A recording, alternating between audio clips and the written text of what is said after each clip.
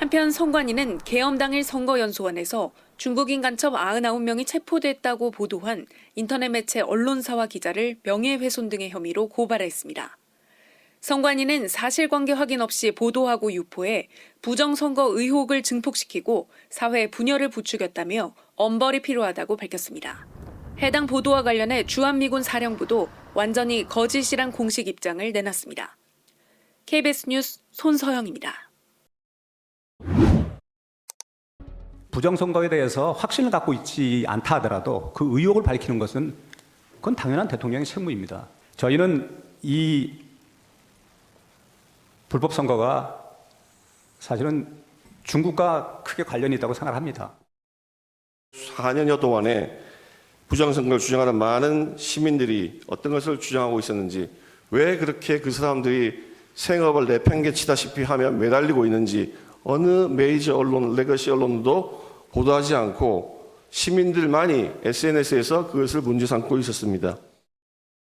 피청구인이 주장하는 선거 부정은 존재하지도 않고 근거도 없지만 가사 있다고 해도 그것을 군을 동원해서 비상계엄 선포를 하고 국회 침입해서 그 문제를 해결한다는 게 상식적으로 말이 되지 않는 논리임에도 불구하고 그 부분을 계속 부각시키고 있습니다. 그래서 그 부분은 사실 피청구인을 위한 전혀 방어가 되지 않을 뿐만 아니라 그것이 오히려 대한민국을 점점 더 위험하게 하는 발언들이다.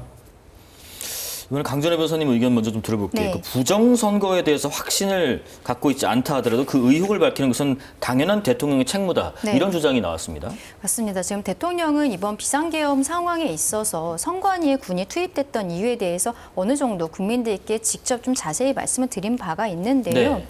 결과적으로는 이 선관위에 군이 투입될 수밖에 없었던 상황에 대해서도 이미 그 12월 12일 날 담화에 있어서도 말씀을 하셨습니다.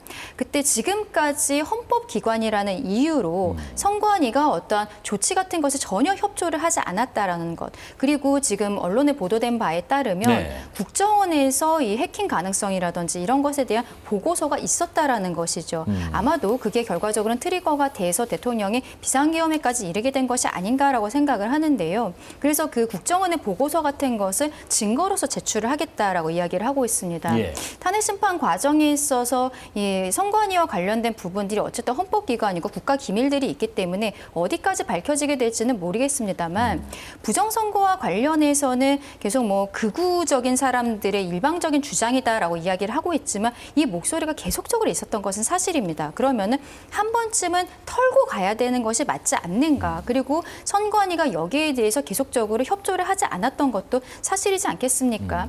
그럼 대통령 입장에서는 그런데 그럼에도 불구하고 이게 비상계엄으로서 확인할 수밖에 없었다라는 것에 대해서는 조금 더 입증은 필요한 상황이 아닐까라고 생각을 합니다. 네네.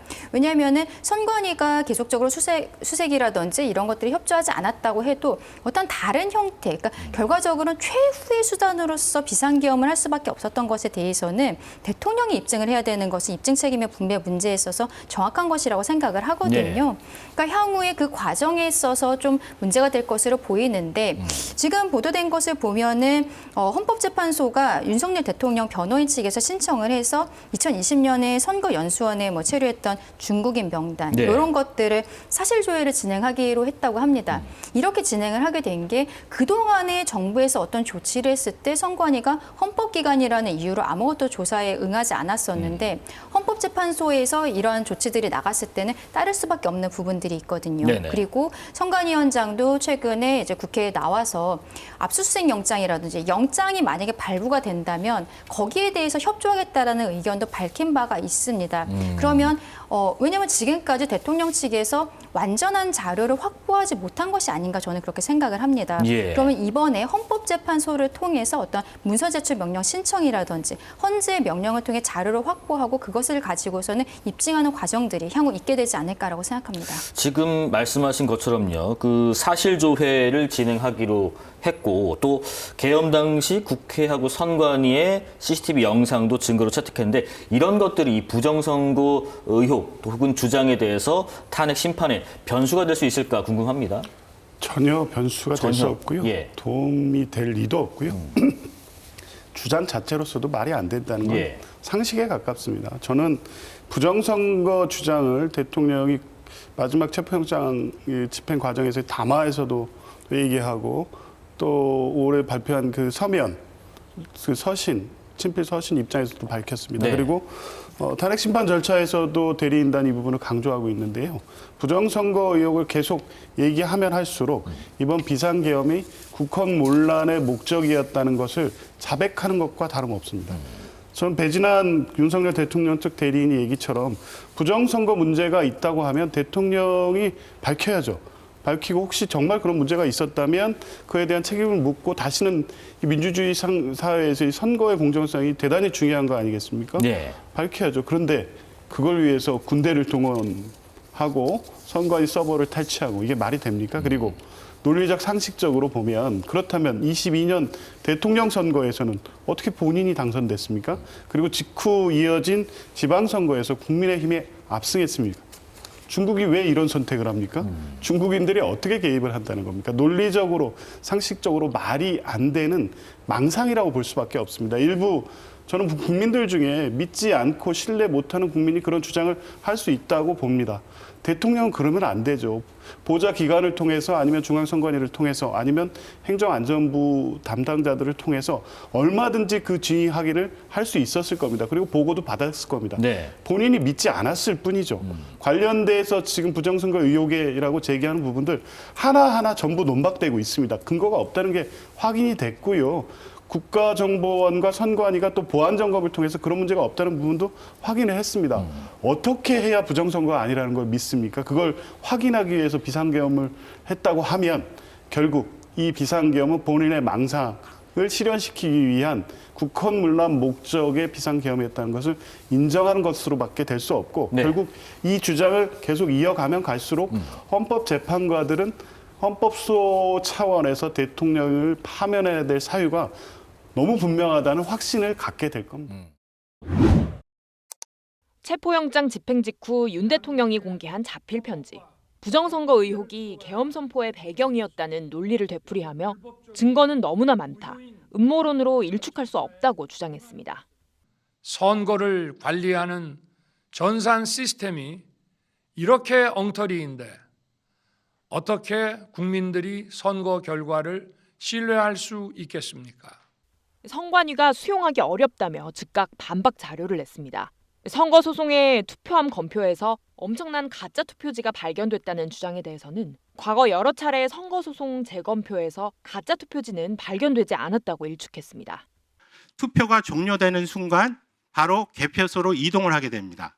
그래서 이동한 상황에서 사전 투표 그 지와 그다음에 본 투표지를 전부 개함을 해서 현장에서 그 개표소 현장에서 이제 수 검표가 이루어지는 것이고 2023년 국정원 보안 컨설팅 결과를 근거로 선관위 정산 시스템이 해킹과 조작에 무방비하다는 주장에는 당시 국정원이 요구한 시스템 구성도 등을 사전 제공했고 자체 보안 시스템을 일부 적용하지 않은 상태에서 모의 해킹이 진행됐다고 했습니다. 국정원 점검 결과를 근거로 시스템이 취약하다고 주장하는 게 맞지 않다는 겁니다. 조사 결과에 대해서는 부정선거의 흔적을 찾을 수 없다라고 그렇죠. 프로그램 비밀번호가 매우 단순하다는 지적에는 한 개 프로그램에서 비밀번호 운영 관련 미비점이 발견됐으나 보안 컨설팅 이후 시급한 사안에 대해 바로 조치했다고 설명했습니다. 국정원이 그 점검 결과를 발표한 다음에 최종적으로 국정원에서 지적을 했던 그 보안 미흡 사항에 대해서는 1차 점검과 2차 점검을 통해서 아까 점수 말씀하셨는데 33.5에서 70점 가깝게 보안 점수를 향상시킨 상태에서 20대 국선이 치러졌고 김용빈 사무총장은 그럼에도 불구하고 일부 국민들께서 믿지 않으시고 서버를 공개하라고 말씀하시는데 국회나 법원, 헌법재판소가 이 부분에 동의해 보안 감사를 받게 된다면 반대할 이유가 없다고 밝혔습니다. KBS 뉴스 신선민입니다. 부정선거 의혹을 유포한 사람을 처벌하는 내용의 법안이 발의됐습니다.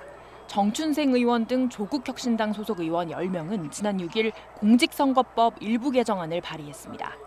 발의된 법안은 부정선거 의혹을 명백한 허위사실, 음모론으로 규정하고 있습니다. 법안 제안 이유를 살펴보면 최근 유튜브, SNS에 대한 국민 의존도가 높아짐에 따라 일부 부정선거 음모론자들이 이 같은 매체를 통해 선거에 관한 허위 사실을 지속적으로 유포해 심각한 국가적인 피해가 발생하고 있다고 설명했습니다.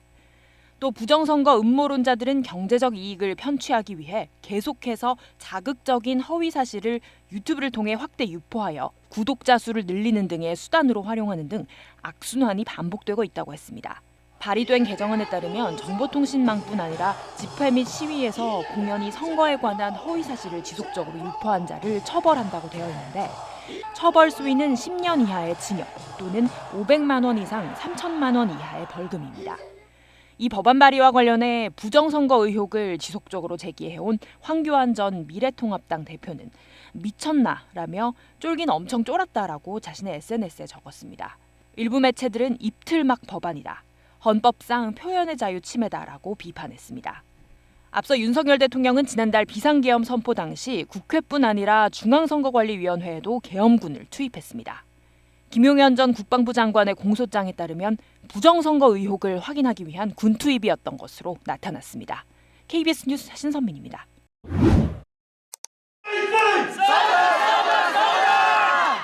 거대한 악의 세력이 우리나라의 또아리를 틀고 있습니다. 여기 모인 이들은 2020년 21대 총선부터 대대적인 부정선거가 이루어졌다고 확신한다. 대통령이 부정선거를 밝히기 위해서 비상계엄을 선포하기에 이르렀습니다. 부정선거를 해도 이 우파가 165석은 나오지 않겠느냐 그랬는데 그때 100석 가까이 나왔어요. 아 진짜 무서운 나라구나. 이게 정상적인 나라. 요 모자에 이거 수건은 어떤 의미예요? 우리가 태국계잖아. 미국 국기도 있어. 우리가 태국계하고 미국 위에 한미동맹.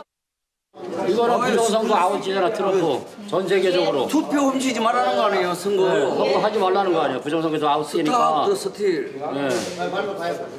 트럼프가 한 소리잖아. 부정선거를 믿는 이들은 윤 대통령 탄핵을 반대하고 비상계엄도 지지한다.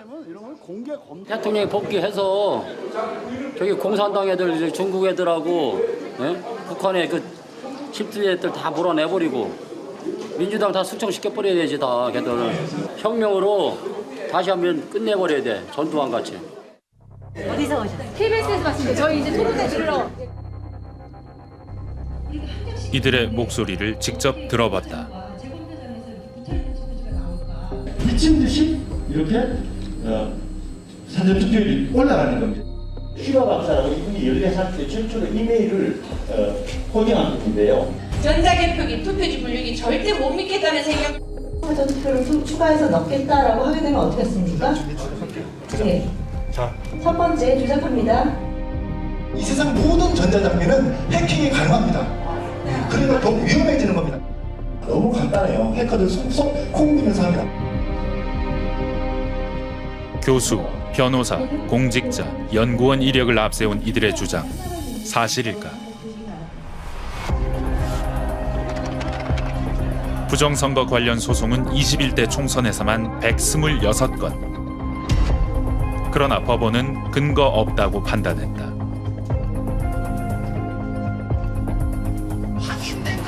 22대 총선 수사는 어땠을까? 부정선거 의혹은 모두 무혐의로 종결됐다.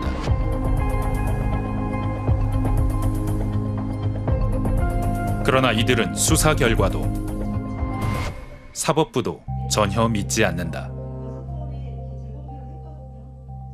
대법관부터 얼마나 써보는지 알 수 있었습니다. 대법관들을 제재할 수 있는 대상은 지금 제 생각에는 미국밖에 없습니다. 윤석열 대통령 이 시스템을 통해서 당선이 되신 분인데 부정선거라고 주장하는 윤석열 대통령이 훨씬 더 많은 표를 얻었다. 10% 가까이 이겼는데 근데 많이 이제 도둑질을 받아가지고 결국 0.73%밖에 못 이겼다. 이들과 같은 생각을 하고 있는 사람, 윤 대통령이다. 국정원 직원이 해커로서 해킹을 시도하자 얼마든지 데이터 조작이 가능하였고 방화벽도 사실상 없는 것이나 마찬가지였습니다. 대통령 말은 사실일까? 윤 대통령께서 말씀하신 방법이나 그 유튜버들이 뭐 이렇게 하면 해킹이 된다, 뭐 다양한 얘기를 하고 있는데 그 방법으로는 해킹이 불가능합니다. 기존의 여러 가지 뭐 보안 관제 시스템이라든가 이런 것들 일부를 정지시켜 놓은 상태에서 공격자가 선관위 내부 시스템으로 들어왔다, 이런 전제하에서 보안 점검을 한 겁니다.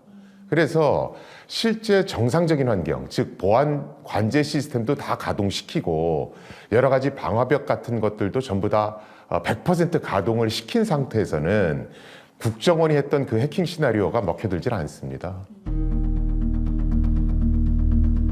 해킹, 개수기 조작, 투표함 바꿔치기는 모두 불가능하다고 홍보하며 걱정 말고 사전 투표해달라던 사람 바로 윤 대통령이었다. 사전 투표 반드시 해 주셔야 됩니다. 대통령께서 부정선거 이야기를 하시니까 부정선거를 얘기하니까 이야기를 하시니까 유경준 의원이 거기에 대해서 이제 조목조목 반박을 한 거예요. 예. 유경준 의원이 전직 통계청장입니다. 그런데 이제 대통령이 이제 그 유튜브에서 나오는 것들을 하나씩 이야기를 하시더라. 조목조목 다 반박을 하니까 매우 화를 내시더라. 아마 그 뒤로 유경준 의원은 대통령을 한 번도 못 만났을 겁니다. PPT 두 번째 거 좀 보여주실까요? 윤지시로 선관위 서버죠.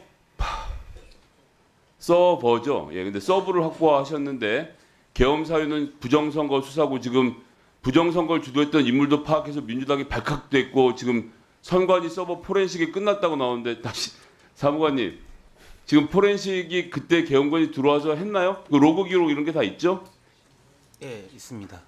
네? 포렌식 그런 거 시도도 없었습니다. 마이크를 좀 잘 사용해 주십시오. 다음 PPT도 한번 보여주시죠. 1분 내 부정선거 시스템으로 파워 끄면 증거 없애는 장치가 있다. 이렇게 되는데 이런 게 전산적으로 가능한가요? 저런 건 불가능합니다.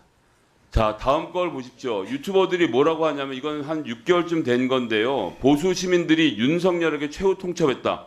부정선거 수사 안 하면 이별이다. 지도자 자격을 운운하면서 민심 위반이 심각하다. 대통령께서 아마 이런 유튜브를 보고 아 이거 내가 꼭 지금 수사를 해야 되겠구나 생각을 하셔서 이런 일들이 벌어진 게 아닌가라는 생각이 들 지경입니다. 그래서 저는 다시 말씀드리지만 이 신앙생활을 하는 사람들에게 우리 같은 정상적인 사람들이 이 과정을 설명할 방법이 없다는 것.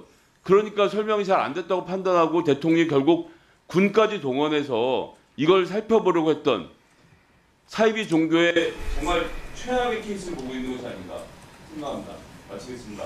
너무 저 부정선거 자체를 우리는 인정을 안 하는 상황이니까 이건 있을 수가 없다라고 하는 대언론 쪽에서는 지금 실물 투표를 하고 있는 이상 그 저희가 그 선거 시스템에 의한 전산 장비는 의미가 없다. 네. 그 이야기 저희들은 충분히 알아들었고 네네. 말씀하시기 전에도 이미 알아들었고 네네. 후에도 알아들었습니다. 네. 그런데 그 일반적으로 지금 유튜브 상에서 계속되고 있는 네네. 이런 이 괴담 네. 이 문제에 대해서 선관위가 공식적인 입장을 좀 내주시죠. 네, 지금 논의 중입니다. 그래서 서버와 관련한 부분을 지금 논의해서 이 지금 서버의 내용이 어떻고 지금 아니 서버의 운영이라든가 관리 체계에 대해서만 이야기해 주시란 거지 서버 내용에 대해서 지금 이야기하는 거예요. 그러니까 그 관리 체계에 대한 부분을 조금 더 국민들에게 소상하게 알리는 게 어떻겠느냐라는 부분을 논의 중에 있습니다. 신속하니 결론을 내 가지고요. 네. 국민들에게 좀 전파해 주시기를 부탁드립니다. 네, 검토해 보겠습니다. 네.